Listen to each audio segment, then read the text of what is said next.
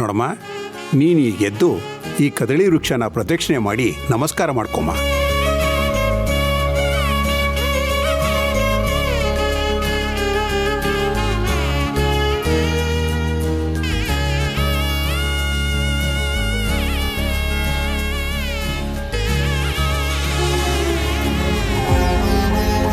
ಬಂದು ಹಸಿಮಣೆ ಮೇಲೆ ಕೂತ್ಕೊಮ್ಮ.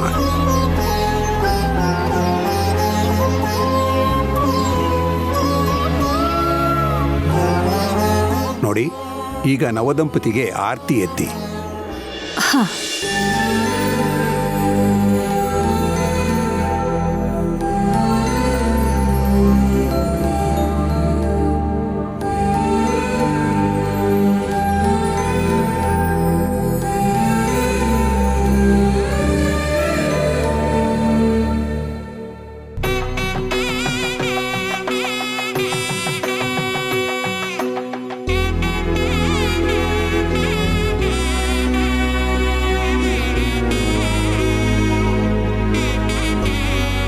ನೋಡಿ, ಇಲ್ಲಿ ಹುಡುಗಿಗೆ ಮದುವೆ ಶಾಸ್ತ್ರೋಕ್ತವಾಗಿ ಆಗಿದೆ. ಈಗ ಕದಳಿ ವೃಕ್ಷನ ವಿಸರ್ಜನೆ ಮಾಡಬೇಕು. ನೀನು ಸ್ವಲ್ಪ ಈ ಕಡೆ ಬಾಮ್ಮ.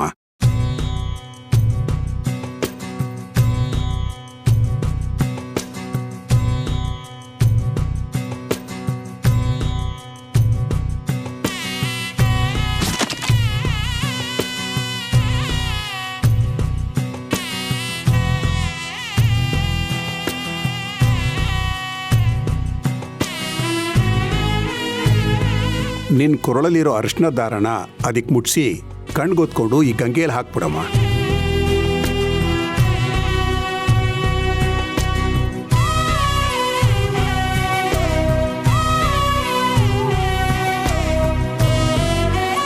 ಇಲ್ಲಿಗೆ ಎಲ್ಲ ದೋಷ ಪರಿಹಾರ ಆಯಿತು.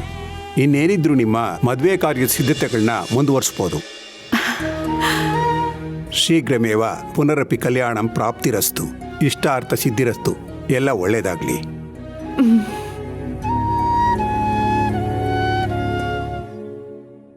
ನಿಮ್ಮಿಂದ ತುಂಬಾ ಸಹಾಯ ಆಯಿತು ಪುರೋಹಿತ್ರೆ. ಇನ್ನೇನು ಸಮಸ್ಯೆ ಇಲ್ಲ ಅಲ್ವಾ? ಶುದ್ಧ ಮನಸ್ಸಿಂದ ಯಾವುದೇ ಪೂಜೆ ಆಗಲಿ ವ್ರತ ಆಗಲಿ ಮಾಡಿದ್ರೆ ಎಲ್ಲನೂ ಒಳ್ಳೇದೇ ಆಗುತ್ತೆ. ನಾನು ಹೀಗೆ ಒಂದು ಹೆಣ್ಮಗು ಕೈಯಲ್ಲಿ ಪೂಜೆ ಮಾಡಿಸಿದ್ದೆ. ಆದರೆ ಏನೋ ದೋಷ ಇತ್ತು ಅಂತ ಕಾಣುತ್ತೆ.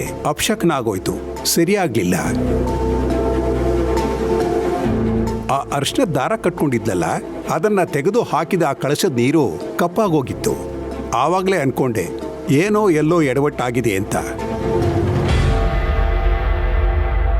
ಆಮೇಲೆ ಗೊತ್ತಾಗಿದ್ದು ಆ ಹುಡುಗಿ ಆ ಕದಳಿ ವೃಕ್ಷದ ಜೊತೆಗೆ ವಿವಾಹ ಆಗ್ಬೇಕಾದ್ರೆ ಗರ್ಭಿಣಿಯಾಗಿದ್ಲು ಅಂತ.